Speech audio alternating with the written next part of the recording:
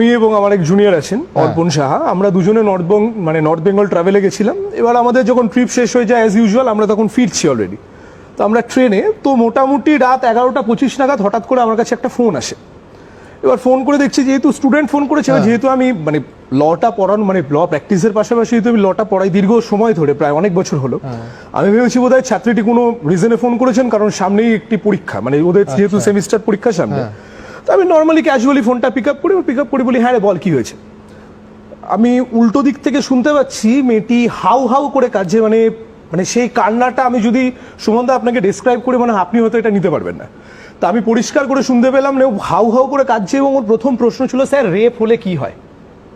কারণ এটা মাথায় রাখতে হবে, ছাত্রীটি ফার্স্ট ইয়ার ফার্স্ট সেমিস্টার, এই 16 জুলাই থেকে পরীক্ষা দেওয়ার যার কথা।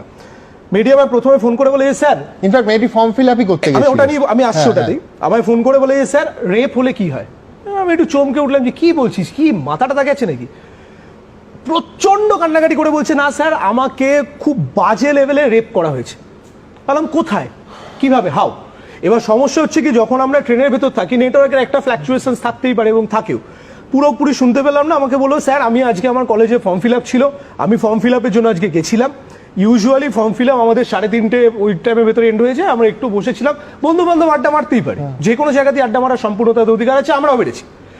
এবার in that moment of time 4:30 পরে এই গোটা ঘটনাটা যখন ক্রিয়েট হয়, যখন জিনিসটা শুরু হয় in that moment of time এই সাউথ ক্যালকাটা ল কলেজে ইউনিয়ন রুমে সবার প্রথমে আমার স্টুডেন্টটিকে নিয়ে যাওয়া হয় ফার্স্ট টাইম।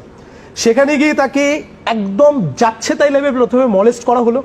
মলেস্ট করার পরিপ্রেক্ষিতে তারপর এই পার্টিকুলার ইউনিয়ন রুম থেকে বের করার পরিপ্রেক্ষিতে আফটার দ্যাট যে সিকিউরিটি গার্ডের রুম আছে, এটি আমার মেয়েটি পরিষ্কার করে বলেছিল যে, স্যার তুমি বিশ্বাস করবে না, জাস্ট সিকিউরিটি গার্ডকে ধরে জাস্ট এইভাবে আঙুল দেখিয়ে বললো বেরিয়ে গেল এবং সেখান থেকে দাঁড়িয়ে আমাকে পুরোপুরি প্রায় টেনে হিচড়ে ভেতরে ঢুকিয়েছে। ঢোকানোর পরিপ্রেক্ষিতে দাঁড়িয়ে আমি তখন লিটারেলি ভয় পেয়ে যাই এবং আমি প্রচণ্ডভাবে কান্নাকাটি করতে থাকি। আমি বলি এরকম করো না, এবং ইভেনচুয়ালি আমি স্টেটমেন্টটা কোট করে বলছি, আমার প্রথমে প্যান্ট খোলা হয়, তারপরে আমার টপ পোর্শন খোলা হয়, আমার ইনার ওয়্যার্স খোলা হয়, এবং আমি ডাইরেক্টলি আবার বলছি, আমি কোট করে বলছি, পরিষ্কার করে বলে আমার মুখের ভেতর সবার প্রথমে ছেলেটি নিজের যৌনাঙ্গ প্রবেশ করিয়ে দেয়। ঠিক আছে, এই ডিটেইলস গুলো এখন অনেক বেশি ছেলেমেয়েরা এটা রেসপেক্টে দাঁড়িয়ে তার উপরে নৃশংস অত্যাচার চলে এবং মেয়েটি বেরিয়ে আমাকে 11:25 নাগাদ ফোন করে। আমি এখন অব্দি রেকর্ড দেখিয়ে দিতে পারি, 11:25 অব্দি মেয়েটি ফোন করে আমাকে, ফোন করে বলে যে, স্যার এরকম সিচুয়েশন, তুমি বলো এখন আমি কি করবো। বললাম ইমিডিয়েট বেসিসে যাও, বাবা মার সাথে ইমিডিয়েট কথা বলো না, আমি বাবা মাকে জানিয়েছি। না এখন তুমি বলো আমি আইনত কি করতে পারি। বললাম এটা তোর কোথায় ঘটেছে, না স্যার কলেজ প্রেমাইসিসের ভেতরে। বললাম ইমিডিয়েটলি তুমি কসবা থানায় যাও, ইমিডিয়েট বেসিসে এফআইআর লঞ্চ করো এবং মেডিকেল এক্সামিনেশন যা থাকবে ইনভেস্টিগেটিং অফিসার তোমায় গাইড করে দেবেন। এই হচ্ছে সিচুয়েশন সুমন, যেটা আমি কোনোদিনও ভাবতে পারিনি। এবং আমার মতো একটা মানুষের জন্য এটা দুর্ভাগ্য যে আজকে এই স্টুডিওতে এখানে বসে আমাকে এই কথাগুলো বলতে হচ্ছে, যেখানে কিনা একজন ছাত্রীর গর্বে আমার বেশি করে আনন্দিত হওয়া উচিত। আজকে আমি একজন শিক্ষক হিসেবে আমার আজকে লিটারালি লজ্জা লাগছে যে আমার ছাত্রী এইভাবে গণধর্ষিতা।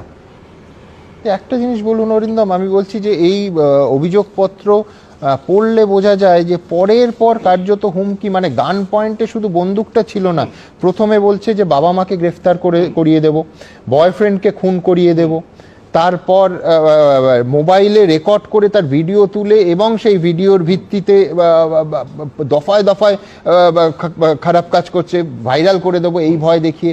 আমি বলছি যে এই ভাষা তো ক্ষমতার, আমি বলছি একজন সাধারণ মানুষ, আপনি যারা 8-10 জন স্টুডিওতে বসে আছি, কেউ বলতে পারবো যে কারুর বাবা মাকে গ্রেফতার করে দেবো, কি করে করবে? গ্রেফতার তো করবে পুলিশ আর প্রশাসন, খুন করিয়ে দেবো। আমি বলছি কতটা ক্ষমতাশালী হলে সে প্রাক্তন ছাত্র নেতা হতে পারে, সে ওইখানে আমি বলছি কলেজের অস্থায়ী কর্মী হতে পারে, কতটা ক্ষমতাশালী। মেয়েটি লিখেছে যে ও পায়ে পড়েছে, হাতে পায়ে ধরেছে, কিন্তু কোনো রেয়াত করেনি। শেষে যখন হকি স্টিক দিয়ে মারতে গেছে তখন ও কার্যত মারা গেছে, মরে গেছে। এই ভূমিকায় তাকে থাকতে হয়েছে আর কি, শুধু প্রাণ বাঁচাতে। আমি বলছি এই পুরো অভিযোগপত্রটা পড়লে মনে হয় যে কপাল ভালো আমাদের সবার, আমাদের পশ্চিমবঙ্গবাসীর, যে আর একটা অভয়াকাণ্ড হয়নি। খুন হয়ে যেতে পারতো মেয়েটা। সুমনদা একদমই তাই।